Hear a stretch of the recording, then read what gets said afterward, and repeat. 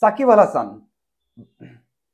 সাকিব আল হাসান বাকি দুই ফরম্যাট থেকেও অবসর নিয়ে নিয়েছেন। আর কখনোই জাতীয় দলে দেখা যাবে না। জাতীয় দলকে একেবারে গুড বাই বলল। হ্যাঁ, আমার কথাগুলো শুনে আপনার মনে হতে পারে আমি কি বলছি, কোনো যুক্তি নেই বা এরকম আবোল তাবোল বলছি কেন, কিন্তু এটাই সত্য।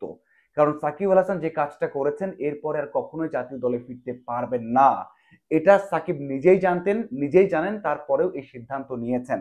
দেখুন, 2022 সালে সাকিব আল হাসান একটা বেটিং কোম্পানির সাথে চুক্তি করেছিলেন।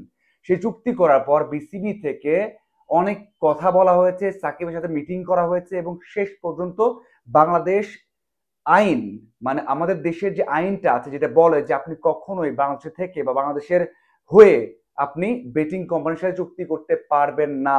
যদি করেন তাহলে আপনাকে আইনের আওতায় আসতেই হবে। সেটা সাকিব করার পরে বিসিবি থেকে সেটা বলা হয়েছে এবং খুব দ্রুত সেই চুক্তিকে বাতিল করতে বলা হয়েছিল, না হলে জাতীয় দলে কখনোই খেলতে পারবেন না। এমন হুমকির পর, এমন বাস্তবতার পর সাকিব আল হাসান 24 ঘন্টার মধ্যে সেই চুক্তি বাতিল করেছিল, পরে বাংলাদেশের হয়ে খেলেছেন। কিন্তু যখন সাকিব জানেন যে এই ইস্যুটা একবার ঘটেছে, এখানে যদি চুক্তিটা করেন তাহলে আর কখনোই জাতীয় দলে খেলতে পারবেন না, বাংলাদেশে আসলে আইনের আওতায় আসতে হবে, তাহলে কেন সে যুক্তি করলেন? তাহলে আপনি নিশ্চিতভাবেই বলতে পারেন যে সাকিব জেনে বুঝেই সিদ্ধান্ত নিয়েছেন যে আর কখনোই জাতীয় দলে তিনি খেলবেন না। এখান থেকেই ইতি টানছেন। হ্যাঁ, সাকিব নিজে বলেছিলেন যে চ্যাম্পিয়ন্স ট্রফি হবে তার সব ক্যারিয়ারের 3 ফরম্যাটেরই একেবারে এন্ড। কারণ টি-20 থেকে অবসর নিয়েছেন, টেস্টে অবসর নিয়ে কথা ছিল সাউথ আফ্রিকার বিপক্ষে ঘরের মাঠে, সেটা নেওয়া হয়নি রাজনৈতিক প্রেক্ষাপটে।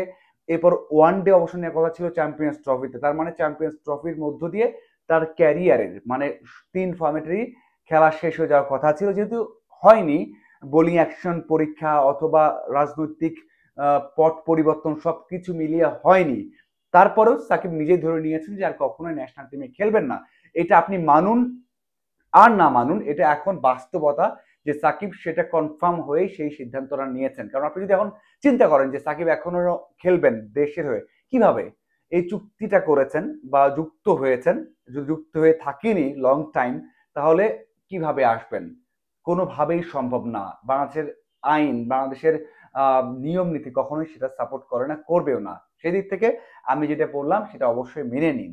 এখন বিষয়টা হচ্ছে, সাকিব আল হাসানকে নিয়ে একটা স্বপ্ন তৈরি হয়েছিল যখন সাকিব পরীক্ষায় পাশ করলেন, যে বোলিং অ্যাকশন পরীক্ষায় পাশ করার পরে বলা হলো যে সাকিব হয়তো বা সামনে জাতীয় দলে দেখা যেতে পারে যদি ভালো করেন। এবং যখন অবসর নিয়েছিলেন টি-20 থেকে, তখনও বলেছিলেন যে যদি দেশ চায় তাহলে 1 বছর পর অথবা 6 মাস পর জাতীয় দলে ব্যাক করতে পারবেন।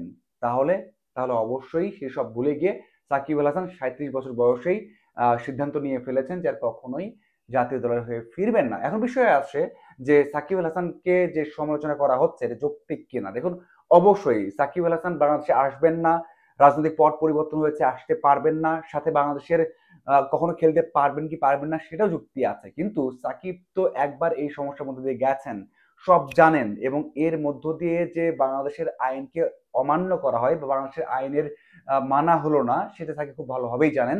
তারপরেও এই কাজটা করেছেন, সেটা অবশ্যই আমার মনে হয় কখনো ভাবেই গ্রহণযোগ্য না। যদিও সাকিব হয়তো বলতে পারেন যে আর কখনো বাংলাদেশে আসবেন না, কখনো বাংলাদেশে খেলবেন না, বিসিবির চুক্তিতে নেই, তাহলে কেন মানতে হবে? হ্যাঁ, সাকিব দেশের বাইরে থাকছেন, আমরা বলতে পারি সাকিব দেশের বাইরে থাকছেন, আমেরিকায় থাকবেন, তার সেকেন্ড হোম, সেখানে ফ্যামিলি আছে, নাগরিকত্ব আছে, সেখানে আবার এটা আইনের বাড়াবাড়ি নেই, সেখান থেকে করলে সমস্যা কি? না। কিন্তু আপনি যখন বাংলাদেশের হয়ে খেলেছেন, লং টাইম বাংলাদেশে থেকেছেন, বাংলাদেশে আপনার সবকিছু, বাংলাদেশে আপনার নাগরিকত্ব আছে এবং বাংলাদেশেই আপনি বেড়ে ওঠা, সেই সময় আপনি বাংলাদেশের লকে অমান্য করে যখন এই কাজগুলো করবেন তখন আপনার সমালোচনা হবে এবং সেটা কোনোভাবেই গ্রহণযোগ্য না।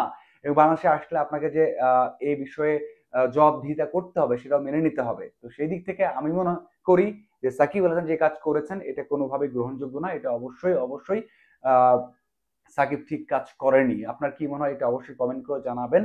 এবং সাকিবের ক্যারিয়ার শেষ, যেটা আমি বললাম, এটা আপনার কি মনে হয় শেষ কি শেষ না, সেটাও কমেন্ট করে জানাবেন। ধন্যবাদ সবাইকে সাথে থাকার জন্য।